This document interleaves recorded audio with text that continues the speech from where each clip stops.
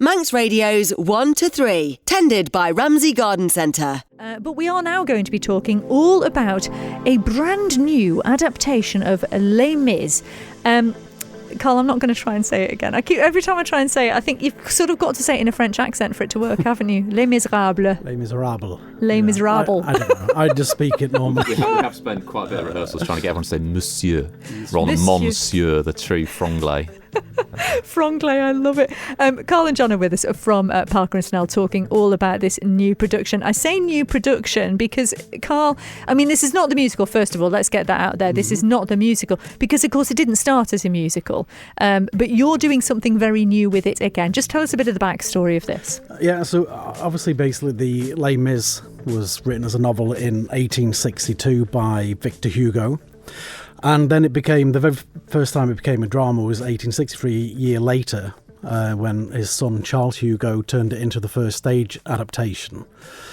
So from then, you're talking about 120 years before it became the musical. It was countless adaptations of stage plays, films, TV series, international, domestic, and so on. So, and we're here with a new adaptation for the Gaiety. And this is. I mean, you say new adaptation. This is your adaptation. Where do you even start? Good point. I think why is probably the point. At some point, you probably thought at times 1,300 pages of book to adapt. I think what it was, I mean, the beauty of the fact that there is film versions and there is stage plays. So I did a lot of research. Obviously, read the novel firstly, but then looked at the films, what they did in the early film. It was a 1935 film with Charles Lawston, in a fantastic English actor back then. And, generally most of the adaptations from the research look kind of like Charles Hugo's adaptation.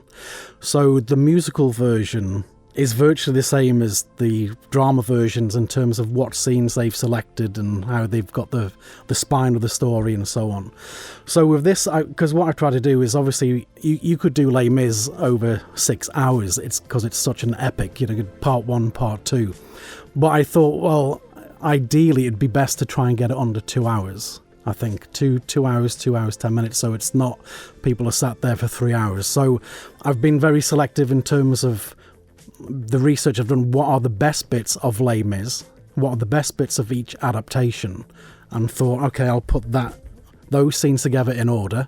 And then it was a question of going through each adaptation, back to the novel, back to the films, back to the drama, and then just piecing it all together. So I really wanted to do is just try and get the best of the best into this adaptation, because a lot of the other adaptations that are out there are still brilliant, but they're quite dated.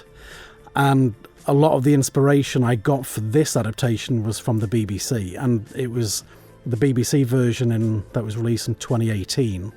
That's when I actually first thought, I'd like to do this as a drama. And I did start to read other adaptations. I thought, it's okay, it's not too bad. But then I thought, well, why not just put something together myself? So needs Parker's pen. We'll see. Well, I mean, John Walker, I mean, this is, as we've been talking about this off air, I mean, it is an incredible achievement to adapt Phenomenal. this one more time. You're in the middle of reading the book itself. Yes. I mean, it's an extraordinary story and it's so powerful. There's so many different themes in there. The overarching theme that we've been talking about, because the way that we approach productions, because there's many productions we've done together over the years, is to start with what's the heart of the story. Each story, it's not a blank sheet of paper, but what can we bring that's fresh? With a story that's been around since 1862 and countless productions over the years, what can we bring that's new, that's different, that's giving an honest portrayal that people will take something from, both people that are new to the story. So I'd never read Les Mis before. I'd never seen the musical. I'd never watched any of the drama versions. This is the first time for me approaching the story. And there are other people who've known it for decades and read it regularly or have seen the musical. What can we bring that everyone will get something from that? And it's an incredibly powerful story. It's very dark at times, but each character we found has their own arc. There's a period of it's obviously truth and justice, social injustice, and the whole theme Les Miserables is the wretched, the individuals at the bottom of society that suffer the most as a result of the actions. It's a historical fiction. So you start in 1815, works its way through right to 1832 and the revolution at that point. But each character starts from a moment of darkness and moves into the light. And each character, whether that's Jean Valjean, whether that's Javert, whether that's perhaps less so Fantine, unfortunately. It's probably the only character that doesn't have that arc, but she gets that through her daughter Cosette. Even Thénardier has his moments of very, very dark, incredibly dark, right through to light. And it's been a fascinating process. The difficulty, you always find there's not enough time.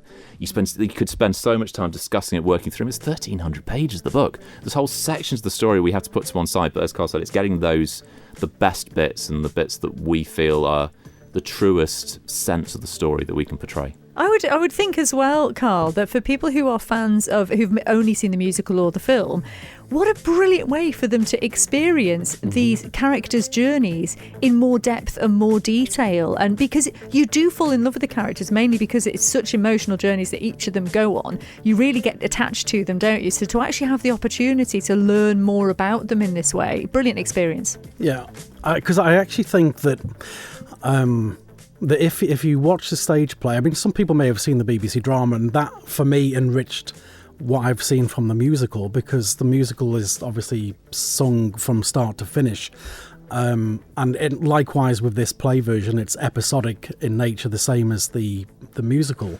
But I think obviously when it's spoken word and it's acted and it's the emotion of it and it's the dialogue, then you get more detail than what you get in the musical. I mean, the musical is a phenomenon in and of itself.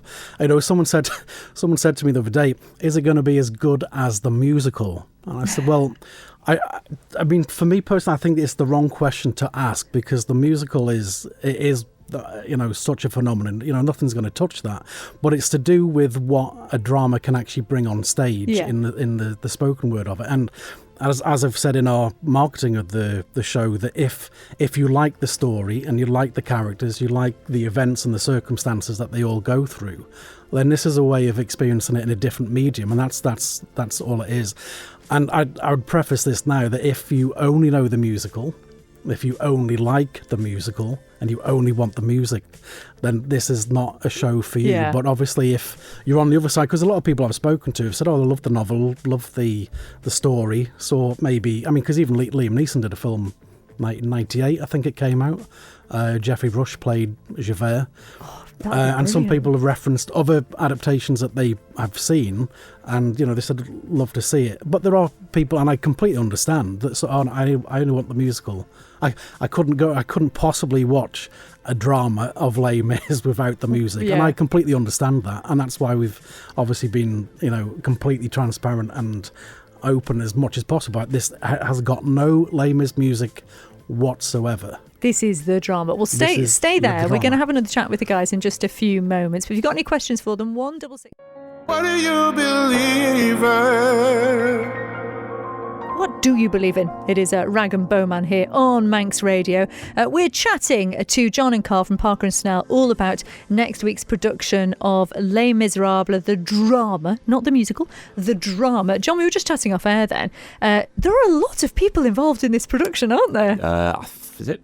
Correct me if I'm wrong, Carl. Is it 40 characters? About that. That we've got on stage. A couple of people necessarily are doubling up on a couple of the roles, but the ideal is that you would not notice that they are that good. But that's just one side of it. We were just again talking about how you've got people that are doing the behind the scenes work. We've got a whole set coming from the UK which revolves to create the barricade scene. It's incredible scenery to see. I can't wait to see it in the Gaiety space. Lighting, sound, costumes, hair. If you try and do all of that with such a production like this, it's an incredible feat to be able to put something like that together. Well, that's another point actually I was going to raise with you, because I think the Gaiety in itself adds such atmosphere and character, because what a space we have here, how lucky we are. And interestingly, John Moss from downstairs gave me Mervyn Stokes' book about the Gaiety, Saving the Gaiety, with an introduction from Timothy West, who of course we just lost this week, and Prunella Scales. The amount of people that have been associated with that theatre, and we get to put on productions like this, it sort of adds to the atmosphere in itself because of the grandness, doesn't it? And the sort of heritage of the space. A grand story for a grand space. Exactly. You can have that one for free. Like when we did, I'll say, the V monologues with Lisa Riley and Kim Marsh and Sue Holderness. I mean, it was the first time that those three came to the Gaiety, and Lisa Riley especially was blown away by it, and said it's one of the most beautiful theatres she's ever performed in as well, which is, is a credit to us. Yeah, it is a striking place, and there's so many memories behind it as well. So you're saying as well, obviously, it is a piece which really does lend itself to some fabulous costumes as well, doesn't it? So you've got some great costumes on the go here too. Yeah, they're actually, surprisingly, I didn't know this until we'd actually ordered them from a costumer in Bristol, and I was just talking to the woman on the phone the other day, and she said, "Oh, do you know, we actually supplied a lot of the background extras in the BBC drama with the costumes." So because what I've wanted to do with this particular production is not have the musical theatre costumes, so because obviously there's two different mediums, and I wanted more of a TV realism look, which is what I've gone for. So the costumes are more obviously what would have been seen in the day. They haven't been done up to be more musical, so it's got that realism feel to them. It's good. Yeah. I have to say, this is going to be such a powerful piece of theatre. It really is. So if you can go, please do. John, just remind us when it starts, when it's on. Next Wednesday till Saturday. So we're doing 5 productions, Wednesday, Thursday, Friday, and 2 productions on Saturday. villagaiety.com to get your tickets. Get them fast. They are selling really well, and we're really grateful for everyone's support, and obviously there's a lot of appetite for people to come to watch it. It's a very special thing. Is this the sort of thing then, Carl, that maybe in the future you might find other production companies putting on your adaptation? I doubt it. I love your confidence. Yeah. Well, it is going to be a wonderful thing, and the story itself of Les Mis, as we know, it's about resilience, it's about courage, it's about love, it's about so much, but they are themes that are important to us all as humans, and it is going to be a powerful thing indeed. So thank you for coming in to see us. And I believe in your generosity next week you're going to give us some tickets to give away as well. Mm-hmm. Yeah, so stay tuned for that one. Villa Gaiety for your tickets. Manx Radio's 1 to 3, tended by Ramsey Garden Centre.